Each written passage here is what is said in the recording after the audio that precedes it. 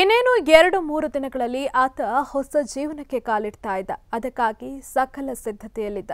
ಆದರೆ ಅದೇ ಮದುವೆ ಆತನ ಪ್ರಾಣಕ್ಕೆ ಕುತ್ತು ತರುತ್ತೆ ಅನ್ನೋದು ಮಾತ್ರ ಪಾಪ ಆತನಿಗೆ ಗೊತ್ತೇ ಇರಲಿಲ್ಲ.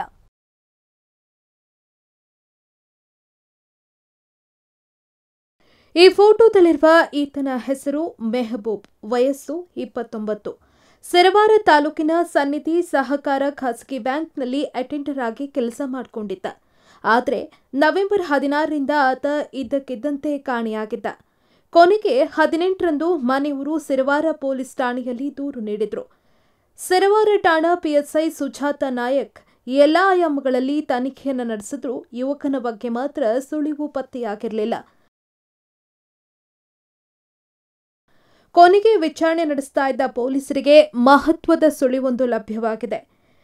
ನಗರದಲ್ಲಿರುವ ಸಿಸಿ ಕ್ಯಾಮೆರಾದಿಂದ ಪ್ರಮುಖ ಸುಳಿವೊಂದು ಲಭ್ಯವಾಗಿದೆ.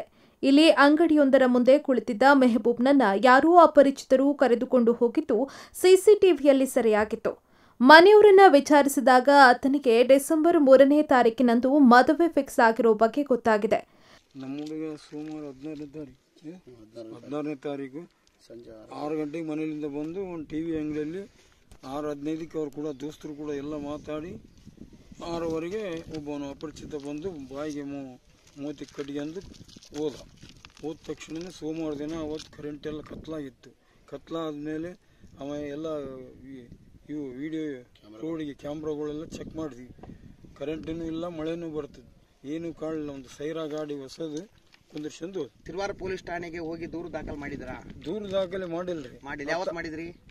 ನಾವು ತಿರುಗಿ ಮರುದಿನ ಬುಧವಾರ ದಿನ ಮಾಡಿದ್ವಿ. ಬುಧವಾರ ಅಂದ್ರೆ 18ನೇ ತಾರೀಕು ದಿನ 18ನೇ ತಾರೀಕು ದಿನ ನೀವು ಹೋಗಿ ನಮ್ಮ ಹುಡುಗ ಕಾಣೆ ಆಗಿದ್ದಾನೆ ಮುಗುಲ್ ಬಂತು.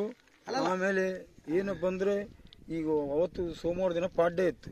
ಏನು ಪಾಡ್ಯ ಗೀಟಿಗೆ ಹೋಗಿದ್ದಾರೆ ಹುಡುಗರು ಫ್ರಂಟ್ ಜೋಡಿಗೆ, ಮತ್ತೆ ಬರ್ತಾರೆ ಬೆಳಕರದ್ರಾಗ ಅಂಬಂದ್ರೆ ಅವರು ಹೊರಗೆ ಬಂದ್ವಿ. ನಾವು ಹೊರಗೆ ಬಂದ ತಕ್ಷಣ ಟಿವಿ ಅಂಗಡಿ ನಿಮ್ಮ ಹುಡುಗನ್ನ ಒಬ್ಬ ಅಪರಿಚಿತ ಬಂದು ಕರ್ಕೊಂಡು ಹೋದ ನೋಡಪ್ಪ ಅಂತ ಮಾಹಿತಿ ಕೊಟ್ಟ.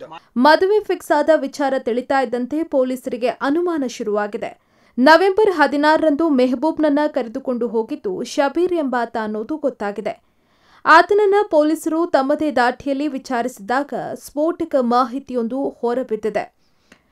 ರೋಡಲಬಂಡ ಗ್ರಾಮದ ಯುವತಿ ಖಾಜಾಬಿ ಮತ್ತು ಮೆಹಬೂಬ್ ಇಬ್ಬರಿಗೂ ಮದುವೆ ನಿಶ್ಚಯವಾಗಿತ್ತು.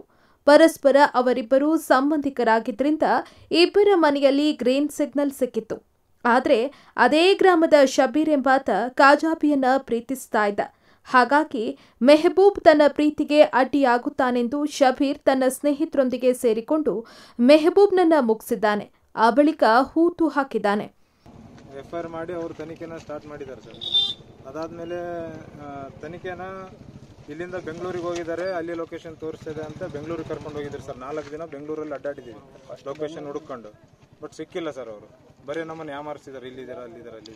ಆಯ್ತು. ಮೆಹಬೂಬ್ ಅವರು ನಿಮ್ಗೆ ಎಷ್ಟು ವರ್ಷದಿಂದ ಪರಿಚಯ? ನಮಗೆ ಹುಟ್ಟಿದಾಗಿನಿಂದನೂ ಪರಿಚಯ ಸರ್. ನಾವೆಲ್ಲ ಚೈಲ್ಡ್ಹುಡ್. ಕಠಿಣಕ್ಕಿಂತ ಕಠಿಣವಾದ ಶಿಕ್ಷೆ ಆಗ್ಬೇಕು ಸರ್ ಅವ್ರಿಗೆ. ಯಾವ್ದು ರಾಜಕೀಯಕ್ಕೆ ಒತ್ತಡಕ್ಕೆ ಮಣದು ಇವ್ರ ಅಧಿಕಾರಿಗಳು ಯಾರನ್ನು ಇದು ಮಾಡ್ಬಾರ್ದು ಸರ್.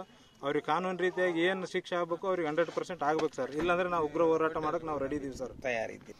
ಇನ್ನು ಸಿರವಾರ ಪಿಎಸ್ಐ ಸುಜಾತ ನಾಯಕ್ ಅವರ ಸಮ್ಮುಖದಲ್ಲಿ ಮೆಹಬೂಬ್ ಶವವನ್ನ ಹೊರತೆಗೆದು ಸ್ಥಳದಲ್ಲೇ ಮರಣೋತ್ತರ ಪರೀಕ್ಷೆ ನಡೆಸಿ ಕುಟುಂಬಸ್ಥರಿಗೆ ಶವವನ್ನ ಹಸ್ತಾಂತರಿಸಲಾಗಿದೆ.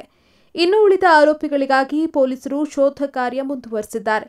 ಒಟ್ಟಿನಲ್ಲಿ ಯಾರದ್ದೋ ಪ್ರೀತಿಗಾಗಿ ಅಮಾಯಕ ಮೆಹಬೂಬ್ ಪ್ರಾಣ ಕಳೆದುಕೊಳ್ಳುವಂತಾಯಿತು. Sultan Babu, express TV, Sirwar.